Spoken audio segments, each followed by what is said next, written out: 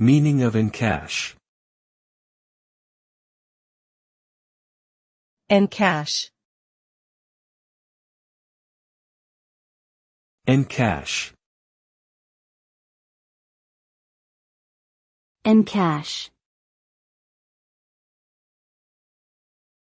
Encash. The term encash is typically used to describe the process of converting a financial instrument, such as a check or bond, into cash.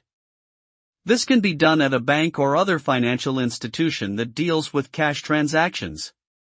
The act of encashing a financial instrument results in the holder of the instrument receiving the cash value of the instrument, which can then be used for other purposes such as making payments or investments. Encashing a financial instrument typically involves some form of verification and may be subject to fees or other charges imposed by the financial institution.